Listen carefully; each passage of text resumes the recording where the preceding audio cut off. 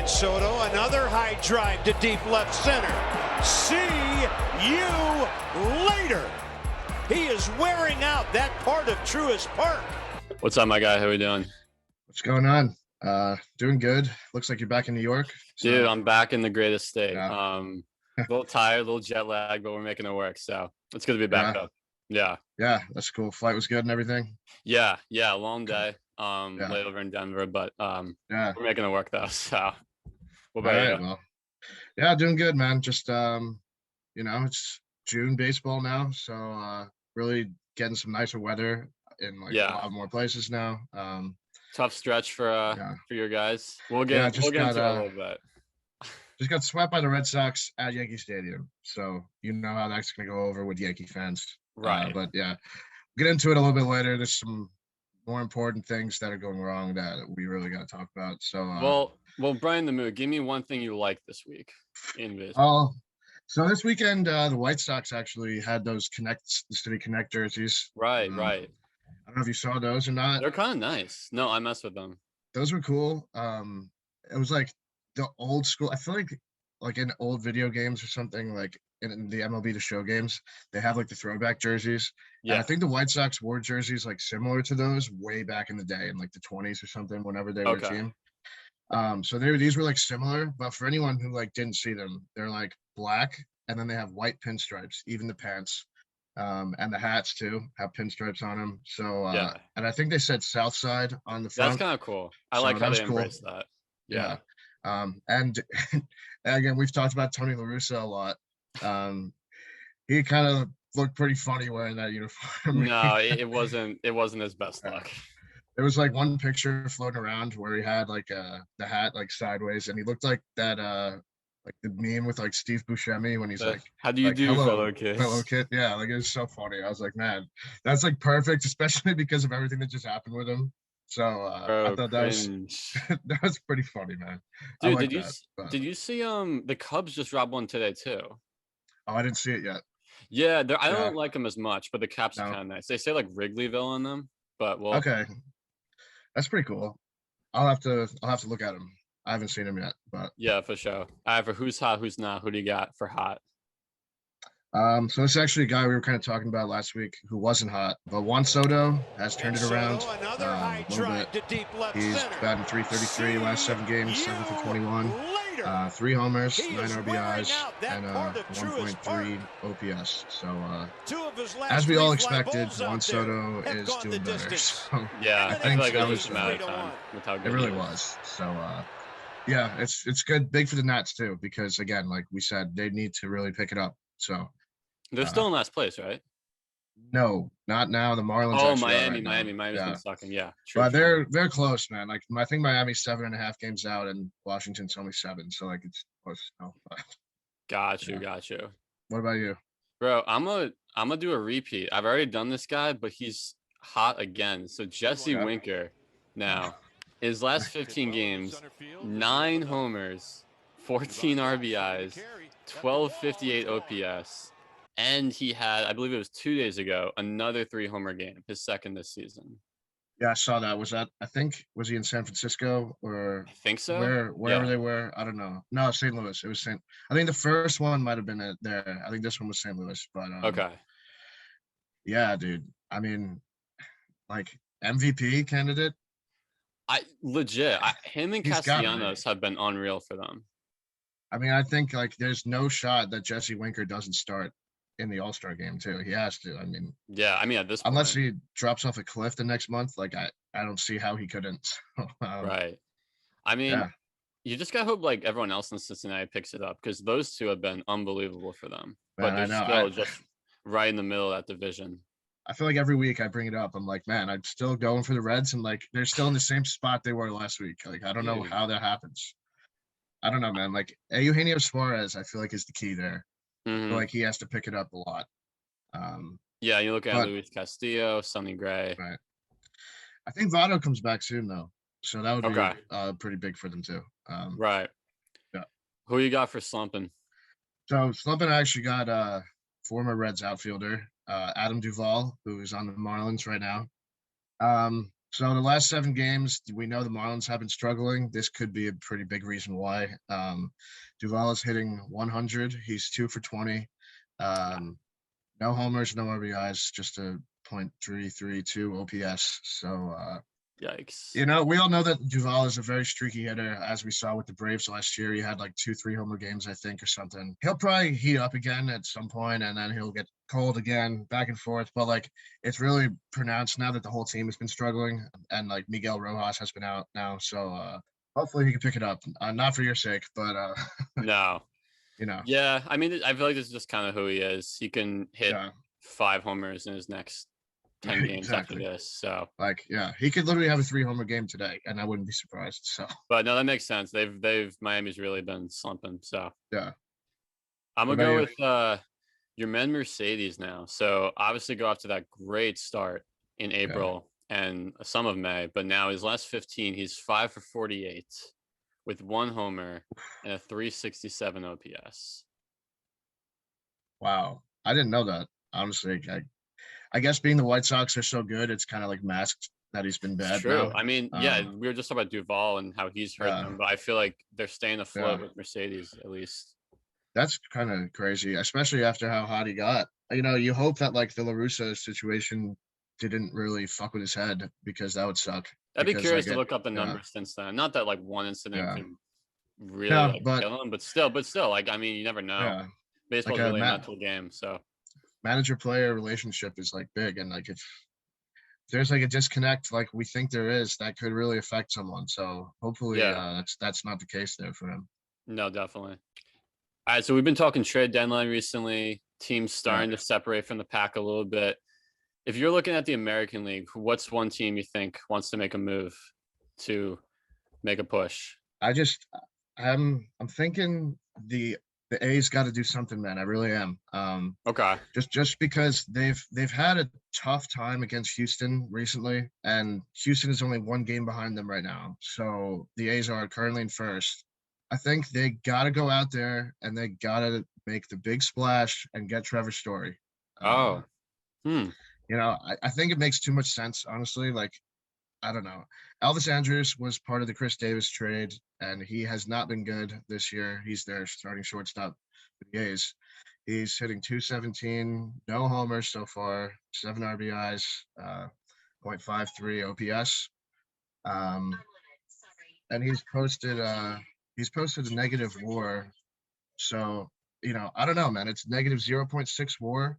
And Story has been the opposite. I know he's on the injured list right now, but at the time we're recording, he's supposed to come back today, actually, from injury. Gotcha. So, I mean, Story's actually not even having his best year, but like the injury probably derailed him a little. He was hitting .255 with 5 homers, 23 RBIs, and a .746 OPS. I wonder if the team he's on too is affecting it. Yeah, I feel like probably because he's played 50 games. Yeah. With the Rockies, they're just not very good. So, that's the case there. And listen, we saw how good he was from 16 through last year. Over 162, he averaged a .277 batting average, 27 homers, 75 RBIs. For a shortstop, that's some big time numbers right there. And listen, we've seen Oakland make big trades. Some of them worked out, some of them don't. Like the Lester trade ended up hurting them because they got Cespedes out of there, and that was really stupid. But that was a weird one. They also made a trade that year though for Jeff Samardzija, and he helped out a lot. So I don't think Billy Beane is afraid. That's all I'm saying. So, that's true. No, he makes some wacky moves. I remember that season. They just went like all in. Yeah, they give up Cespedes for Lester. They get Samardzija. And then I think they choked in the wild card game. That was that extra inning game against KC. Remember, that was like a crazy fucking game. Yeah. The other thing about Oakland, I feel like this season is if you look at run differential, they're pretty bad and Houston's really good. So like basically what it's saying is like Houston's behind them, but they're probably a lot more legit than Oakland is. Yeah. And like I think, the base of a lot of teams is your shortstop. And like if you don't have a shortstop that's doing good, like I think Laureano might be hurt too. Like usually you want up the middle to be like good. So like second base, shortstop, catcher, center field. You want them to be consistent. And I think Laureano's hurt. I think they have Tony Kemp playing second or whoever, and like they're not doing great. Obviously, I think Murphy is their catcher. He's been good, but Yeah. I think they need like more offense. It's pretty obvious with the run differential that you just said. So, Yeah. Obviously, like last year we saw the A's lose to the Astros in the playoffs, and then obviously the Astros beat up on them years before that. Every year Houston would win, regardless of the cheating. They still would beat the A's. So I think Billy Beane obviously has to see that and realize that like if shortstop is your need and there's a guy like Trevor Story out there, I don't see why you don't make the move. I don't know. I agree. I think if they don't make a big offensive move, Houston's going to pass them. I think it's just a matter of time. And like, obviously, we're not big Astros guys here, so we No. hope that Oakland does whatever they got to do. No, Billy, please make a move. Yeah. Well, you got what do you think of National League as far as potential deal? Yeah, so National League, I kind of got one that's probably not at like the top of people's minds right now, but I think it would low-key work out pretty well. So obviously Baltimore's struggling. They're I think 17 games back right now or something. So they really fell off. They're done. And they have one guy who was leading the league in RBIs about a week ago, and he's still very close. Trey Mancini. I'm saying Trey Mancini gets traded to Atlanta. So for a few different reasons here. I wouldn't have said this like 2 weeks ago, but because of the whole Marcell Ozuna situation, you don't know what's going to happen with that. So like he might not be around. Like that just may be like not there. No Ozuna in the lineup. So that also takes him out of outfield. Now you've seen the Braves a lot this year because they played the Mets a lot. You've seen the outfield that they have besides Acuna. It's Almonte, Heredia, Inciarte, and Pache, but Pache is actually in the minors right now because he was doing so bad. And those other three guys have a 264 batting average, which isn't horrible, but only 3 homers and 18 RBIs. Mancini, on the other hand, is hitting 273 with 11 homers and 44 RBIs so far this season. Obviously, Mancini has played only really first and DH this year, but he's played most of his big league time in the outfield. So corner outfield, not center field. So, but I just think the team would look a lot better with Mancini in left, Acuna in right, and like Inciarte in center or something for now, or Pache if he comes back up. That makes sense. I feel like Atlanta's in a weird position because they've lost Soroka for the season. I mean, I'm going on the assumption Ozuna's not coming back. I guess that's what I'm assuming the same thing. I'm assuming he's at least going to be suspended. So right. So I feel like you have to give Acuna and Freeman some help, and Austin Riley as well. He's been great. But right now I think I want to say anything, but I feel like the Mets have a hold on that division right now. So I think so too. And again, like if Atlanta really wants to fucking do something, they get Mancini, I think the race gets a lot closer. So plus something like that you're looking forward to like next year, like looking into the future here. Mancini's a free agent after 22. Okay. So they would also have him for next year, which would probably mean they would have to give up like a lot. But also just remember this. Freddie Freeman is a free agent. Obviously, we don't think he's going to be anywhere else but Atlanta. But let's say he leaves for some reason, whatever happens, you can slide Mancini over to first next year and get a different outfielder. So, that's almost like a scenario that I don't think anyone could see happening. But, Freddie goes somewhere else. I mean, that wouldn't be a good security blanket there. Yeah. I mean, you never know if they're going to continue playing the way they're playing for us this season. So, yeah. A little outside the box there, I think. But yeah, no, I like that one. I think Mancini's gonna be out of Baltimore at some point. So just a matter of who. But I think Atlanta does make sense. All right, so get into what it seems or not what it seems. So first we got Craig Kimbrel. So last 2 years, averaged a 5.91 ERA, only 15 total saves. Coming off of like a dominant stretch of being probably the best closer in the league for a while. For like a decade, I would say. Yeah, no, he was just the guy. So sucks. But now this season, 0.75 ERA, 14 saves, a 15.4 Ks per 9 in 24 games now. So what do you think? Is this who Kimbrel is right now? Is he legit? I'm gonna say yes, because I think like for him especially, you gotta throw the last 2 years out the window, in my opinion, because I think in 2019 he didn't sign for a while, right? Because of like draft pick thing. So like he didn't sign until June. Then like that's just a wash, dude. Like you're not getting the same reps in. You weren't at spring training.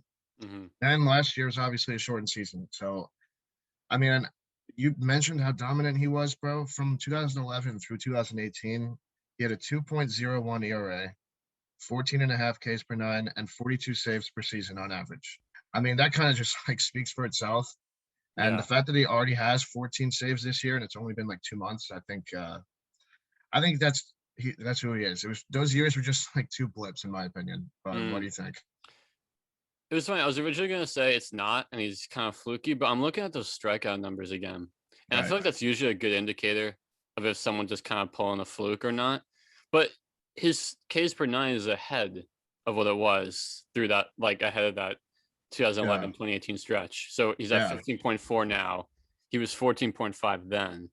Yeah. So honestly, I feel like he's bounced back. Like this is legit, because if he's not pulling some weird like juris familia, like gets 50 saves but isn't actually good type of thing. Plus I think like being over there in Chicago, like it was just a different vibe than like Boston, I feel like, or Atlanta, like because they were kind of just like they signed him to just like be the guy like in June, and then like he wasn't right away. And I think that just fucked with his head the whole year. And then like again last year I don't even look at for him at all. So no, it's just crazy though. I think like a stat that just pops out is like the amount of saves he has this year so far too, 14.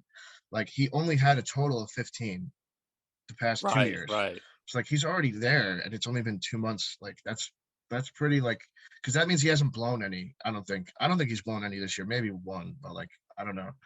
To have that many saves this soon is like a lot. So and you look at Chicago now, top of the Central. I mean, important part of it. Yeah, so that's for sure. Let's stick with closers for a second now. So going to my guys, Edwin Diaz. So 2019, trash, 5.59 ERA, below 7 saves, basically cost us a playoff spot. I think we won like 87 games. So if you give us like 4 more wins, I think we were in. So absolutely sucks coming over in the Kalenic trade.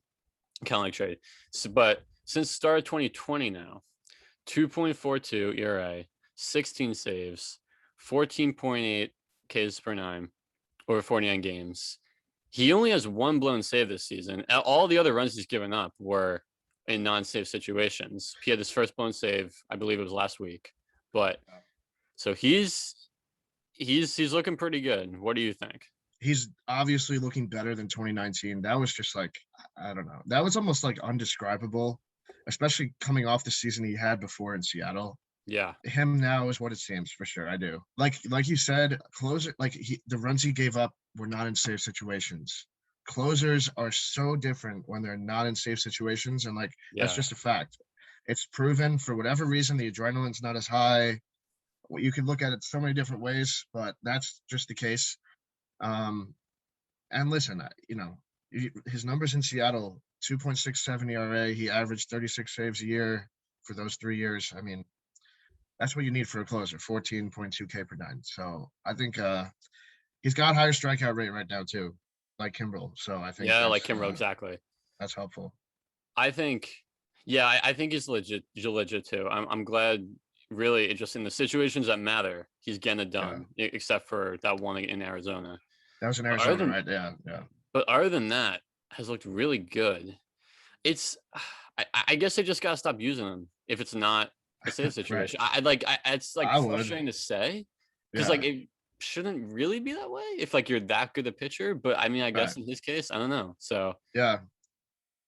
What I think is interesting too is the fact that your manager, what's his name? I forget his name. Rojas. Yeah, that he's stayed with him through all this time as the Mhm. closer, because like obviously this year he's been like better, but like you guys have Trevor May this year, or you've had like Familia the past couple seasons, I think too, Right. or just you've had guys in the bullpen that like could have replaced him as a closer, and like I don't, maybe he was replaced at some point, but then he got it back.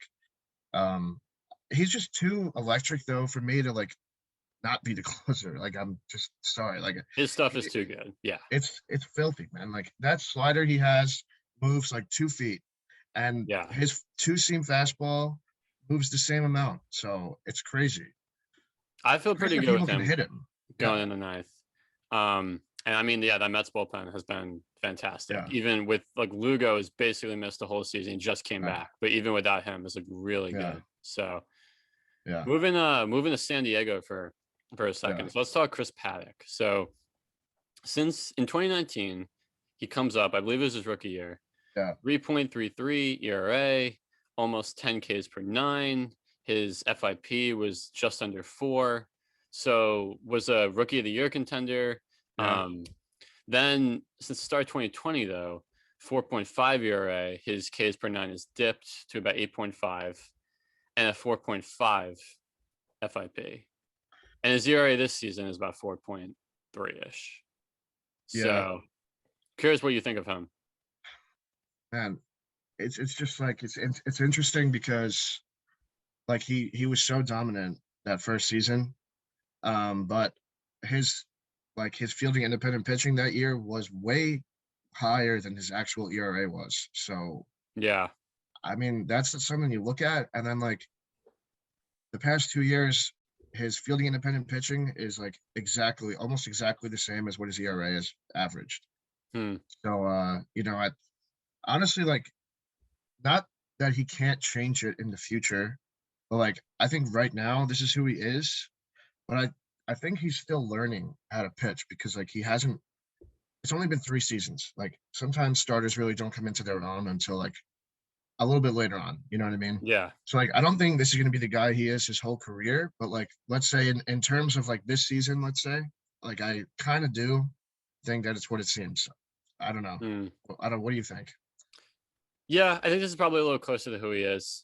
But with that said, I think the fact I would say he's probably the worst pitcher in that rotation right now, unless I'm missing someone. But even then, his ERA is 4.2.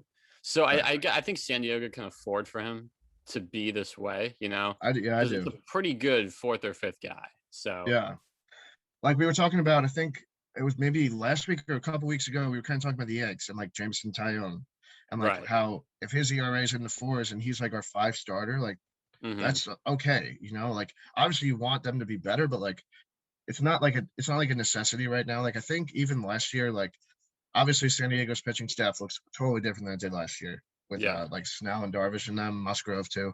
But they were kind of Padack was like expected to be the ace like last year, kind of. I guess Lamet too, but this year it's different, man. Like he's kind of being able to settle into his own, and like maybe that'll help him like later this year or even next year change like and kind of relax a little bit. I don't know.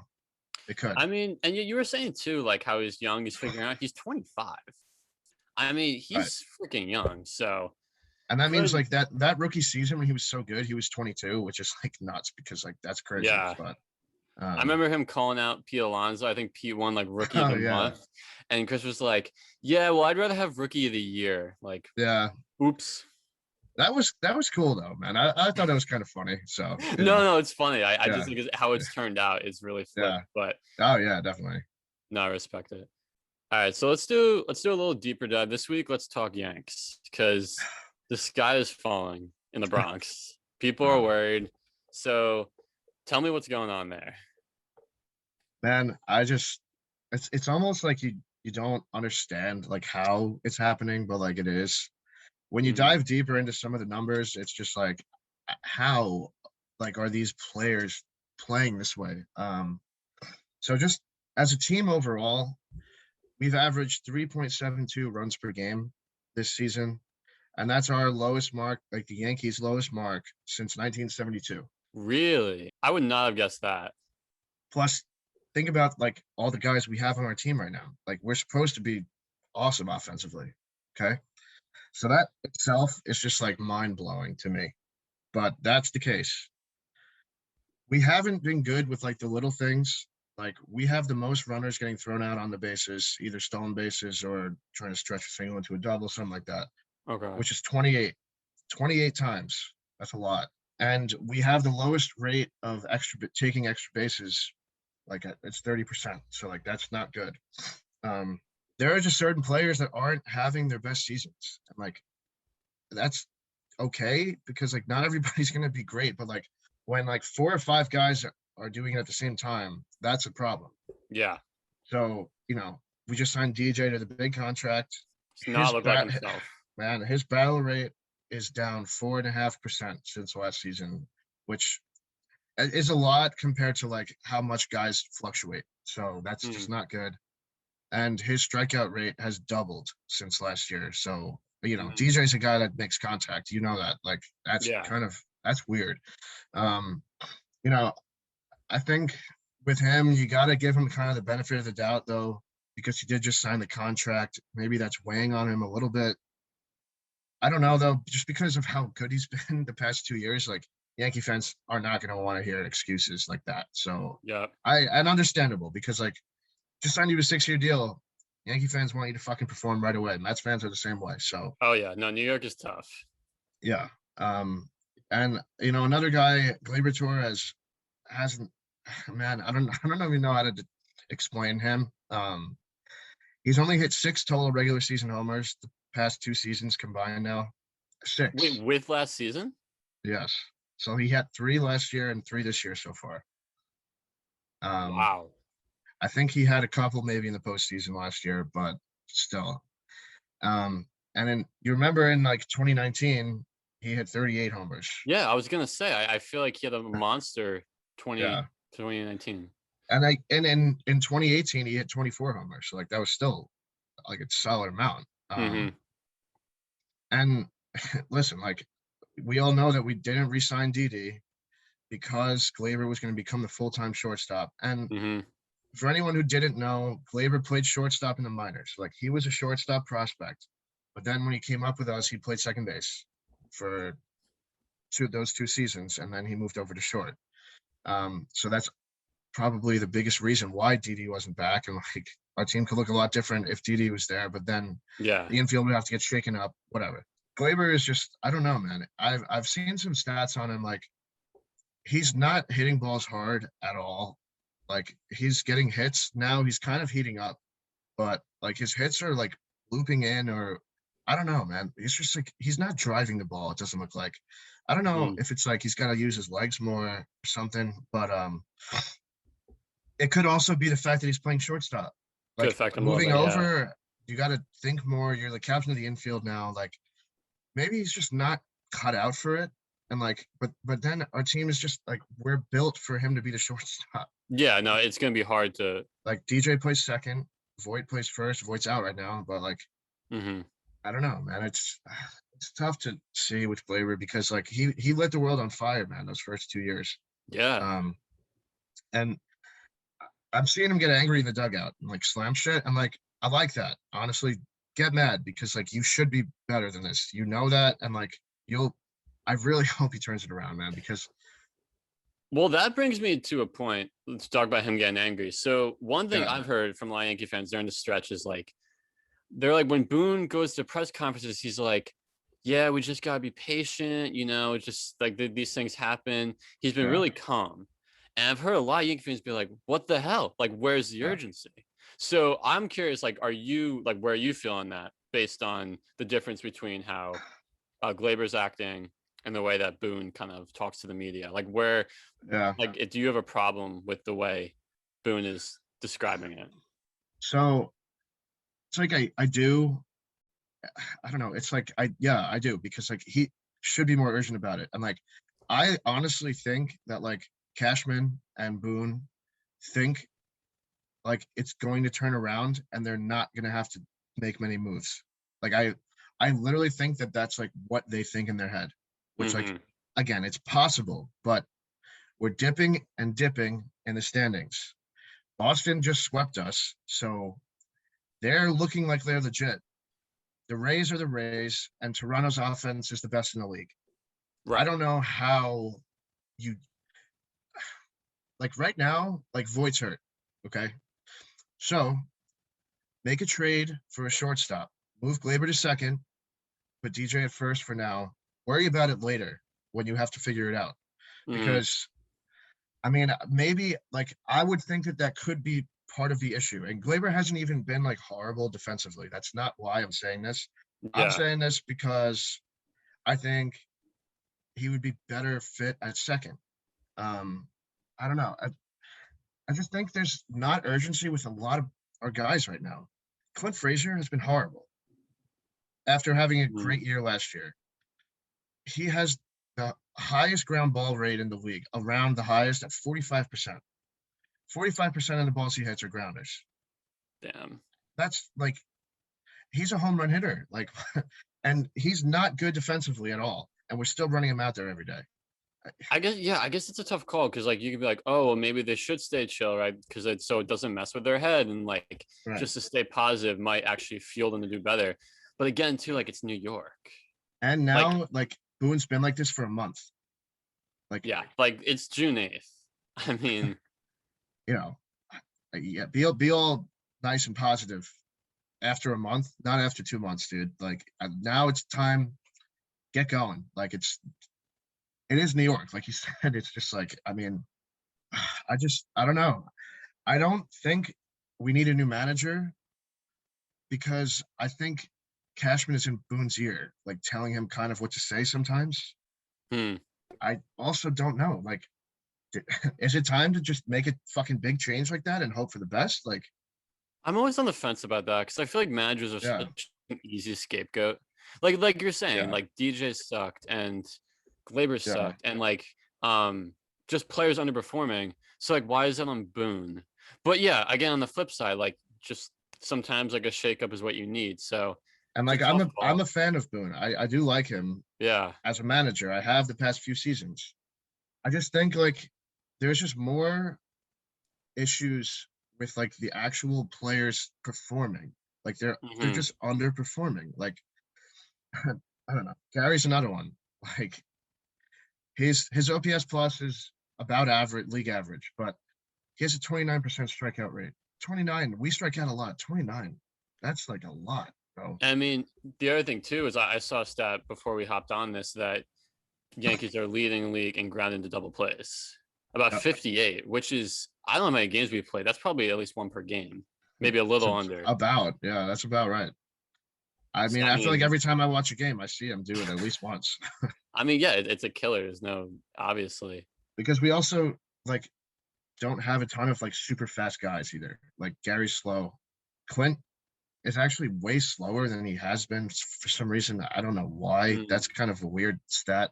DJ's obviously not that fast. Like, Voigt's not fast. You know, and, like, we talked about a trade for a center fielder last week, like Ketel Marte. Hopefully that happens. That would be a big move. But like Brett Gardner we hadn't run out there a lot. And he's 37 years old, man. And you know, it's the wear and tear is showing with him. Honestly, like he's striking out 26% of the time, which is the highest of his career. His hard hit rate is close to the lowest in baseball right now. So, you know, obviously like I thought it was very important for us to re-sign him, but more so for the fact that like he'll play every once in a while and he'll be a great clubhouse guy. Right. Not so he's the everyday center fielder. No, it was not the ideal. Because you can't put that on him. Like it's not his fault. He was not supposed to play every day. So not like he's some 30-year-old in his prime. He's getting up there. So the Ketel Marte trade to me has to happen very soon, like within the next couple weeks, because it can't wait until July 31st or else we're going to be too far gone. So I think it's got to happen soon. Yeah, I'm looking at it right now. You guys have the lowest runs scored in the entire division, but behind Baltimore. Behind Baltimore, exactly. So, I mean, I think we're close to like below average in every category offensively. Like we're hovering around Seattle, Pittsburgh, Baltimore, and Detroit in like a lot of categories. They're all not trying to win right now. Like we're trying to win a World Series right now. Cashman, do you not see this? Like, I mean, come on. You got to make some trades or something. Like, I don't know. It's not April anymore, man. It's just tough to watch. And like, I guess there are some positives though to like not make every Yankee fan hate themselves right now because Judge has been great. Yeah. He's an MVP candidate right now. He'll probably start in right field in the All-Star game. Stanton, when he's on the field, he did. So I saw a stat. He's played in 65% of our games this year. I think he was out for like a couple weeks, which that's not that bad compared to like how hurt he's been. So it's better. Like, yeah, it's better, definitely. And when he's on the field, he's been great this year too. Another one, man, Gio has been great. Gio Urshela has been great. He's been our 4-hitter pretty much the whole season now. Our 2, 3, and 4 hitters have been consistently good this year. Otherwise, nothing's been great. But listen, Voit is going to come back from the injury, and he was just kind of getting into his groove when he was back, and then he got hurt again. So I wasn't worried about that. I think he'll be himself when he gets back. Because remember, like he led the league in homers last year. Right. So missing him it's not good. And like I was talking about LeMahieu, his track record speaks for itself. I think he's gonna snap out of this because he has to. Like I'm saying, Cashman has to make this trade.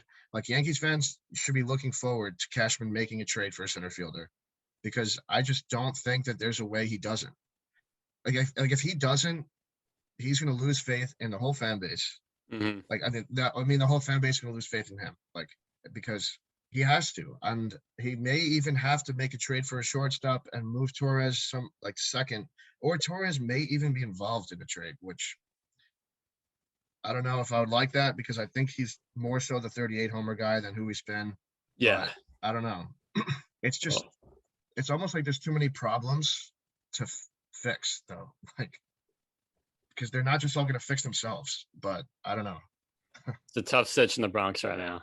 All right, so best pitching performances of the last week. I think the one that stands out the most is Sean Manaea at Seattle, going the distance, 4 hits, 2 walks, 8 Ks. I mean, dude, his FIP right now is 3.17. He's looking pretty legit.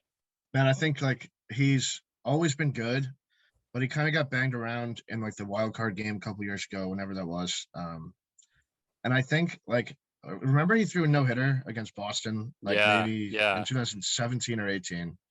And everyone was like, all right, man, like Oakland's got their ace now. Like they're legit. And then he's kind of been like hurt sometimes, or I don't know. He just hasn't been like great in playoffs either. And he's been great this year. I think like it's almost like they've kind of babied him out there. Like they'll take him out when he's at a low pitch count, I feel like. And like this was nice to see because like his pitch count was at like 111 or something when he finished the game. So it was like really high. I think he's got to be their horse, man. He really does, because like Chris Bassett is good, but like he doesn't throw hard really or anything. Like Manaea is a big lefty, man. Like he should be the ace of that rotation, in my opinion. Yeah. And taking care of a team like Seattle like this is a good sign, in my opinion. Yeah, no, he's looked good. So shifting to San Diego, Blake Snell shockingly went over 6 innings. He pitched 7, and he was really, really good. 1 hit, 1 walk, 10 Ks against the Mets. Yeah, that was I was watching most of that game. I was out somewhere, but I was on TV, and he looked filthy, man. Like his curveball was working. And I believe he went on to get the win in that one too. Yeah, I think they shut you guys out that night, actually. Yeah, it was a rough day for us.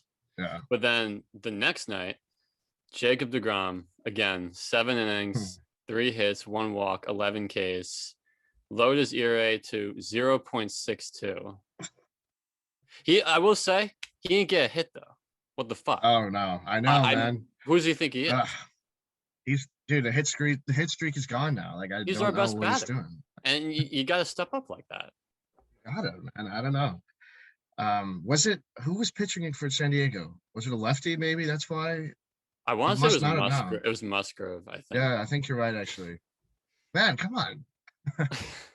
all seriousness, he's been absolutely ridiculous. I don't understand how he keeps on getting better. Like that ERA is almost better than a video game ERA.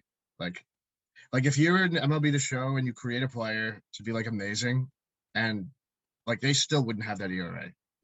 Like that's just nuts. Like I don't even know how to. He's just insane to watch, man. And against a team like San Diego, no less. Like they're legit. I mean, I don't know if he. I don't think he keeps it under 1. That seems unsustainable. But I'm looking at like what was Bob Gibson's ERA like? Didn't he put up like a stupid like a 1.1 or something? I think it In might have that been like the year of the pitcher. Yeah. I don't know, man. It's but it's possible. I think if anyone's gonna do it, it's gonna be him. So yeah, I don't I know. guess the only thing I think about is the workload for him, and if Yeah. he's overexerting himself. But I don't know, man. So that same day, Kevin Gossman, who left his last start with an injury so this time against the Cubs, he goes 7 innings, 2 hits, 10 Ks. If it wasn't for Jake, he'd probably be a big contender for the Cy Young. But I think he still regardless, is, but I think like Jake's obviously the front runner right now, but Gossman is like insanely good this year so far. So yeah, I think his ERA is like in the ones for sure. Yeah. So he's doing awesome. Great pickup from Yeah. Baltimore. Yeah. Yeah. And then next day, Corbin Burns versus the Diamondbacks, 7 innings, 4 hits, 13 Ks. Yeah, that was filthy, man. I was watching some of that game. I was like, dude, this guy is fucking dotting cutters at 98 miles an hour on the corner. Like, I feel like the more I think about it, the NL Cy Young race is ridiculous. It is. Yeah, like those 3 and maybe Woodruff are like the top 4, I would assume. And like they're all doing insanely good. So yeah, but even the guys on the outside of that, like a Darvish are just have been unbelievable. So yeah, it's pretty crazy. So as far as injuries go, biggest update, some bad news. I mean, really for just all fans. Joe Mann announced that Mike Trout will likely be out until the All-Star break. So the injuries are mounting for him, man. I feel like this is kind of an every season thing now. I know it kind of has been like, and he still puts up like crazy numbers too. Oh yeah, like, even in like when he's playing 120, 130 games, it's been ridiculous. I think a couple of years ago, he like did that, and I think he still hit like 40 something homers or something crazy. I was like, I guess that sucks. I guess the one thing you gotta think about now though is as far as record books go, when he retires, how many missed home runs he's gonna be off the record or stuff like that. Yeah. So, it's frustrating. I don't know. Injuries are freaking annoying when it comes to the best in the game. Yeah. So that's in Los Angeles. In Baltimore, John Means placed on a 10-day IL with the left shoulder sprain, having a great season, obviously. Yeah. Threw that no-hitter earlier too against Seattle. So yeah. Hopefully he come back pretty soon. And then in Minnesota, Byron Buxton and Kenta Maeda are beginning rehab assignments this week, so they should be back soon. And then in San Francisco, Evan Longoria will miss 4 to 6 weeks after colliding with Brandon Crawford. Rip. That sucks, man. We were just talking about Longo last week, man. How hot he's been. That sucks for the Giants too. I mean, could this be the thing that makes them start to drop like in the standings? I don't know. It's possible. I know everybody else has still been good too, but like that's a big part not in that lineup anymore. Yeah. Talk about a freaking fluky injury too. I know. It sucks. Did you see it? It was no, it wasn't good to see, man. You could kind of tell he was hurt right away. I was surprised that Crawford was okay, honestly. So, but I think like we're with the Twins, Buxton, Maeda, that's obviously like big for them. Again, they're still in last place, by the way. And that's, I think we talked about them for the past 3 weeks that they're in last. It's almost getting too late for them, but if they come back, maybe that could kind of kickstart them a little bit. Yeah, no, if they want to go, it's got to be now, especially with the way the White Sox are playing. Yeah. All right, and lastly, wrapping up with our stat of the week. So Vlad Guerrero Jr. has been hot. He is on pace to hit 52 home runs this season. So that would be the first, he would be the first MLB player with 50 home runs in an age 22 season or younger. So I'll ask you this. Who do you think has the most home runs in an age 22 season or younger? Just put you on the spot. In history? Yeah. A-Rod? Maybe? Eddie Matthews. So A. Matthews, he's Okay. number 1 with 47. Then Joe DiMaggio at 46, and Johnny Bench at 45. But Wow, dude, Vlad's been living up to the hype. man. I'm saying it now. If the Blue Jays stay in the race, I'm thinking he wins the MVP. So You gotta think so at this point, especially with Trout he's being been out. nuts, dude. He hit a homer the other day too. I think it was against Greinke. I mean, that thing was launched. Like at Salem Field, you can kind of see like the highway behind the field up there in Buffalo. Yeah, I literally thought it was going to land on the fucking highway. That's how far. I don't think it's possible, but like that's what it looked like, man. I was like, dude, are you kidding me? Like, he's just insane. He's been great and a really fun team to watch. I mean, especially even like Springer's like hasn't even played this season. Really. Yeah. No, But I mean, between Vlad and Bo, and you got Spring coming back, and like Biggio is actually hurt too right now, so like, he's not even there either. I think like Teoscar Hernandez has been very good there too. You think Vlad's gonna do it though? Like 50 plus? I'm gonna say no.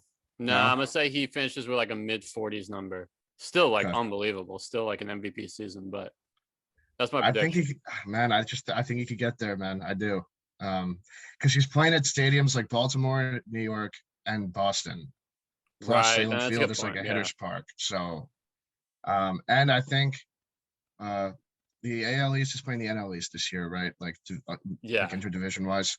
So, I mean, like Citi Field is kind of big, I guess, but like Philly's small. I don't think they've been there yet. So, you know, there are some small stadiums in the NL East too. It'll be interesting. Well, if I'm wrong, end of the season, give me some shit. We'll play this video back. And yeah. I deserve it. Well, that wraps it up for us. We'll see you guys next week.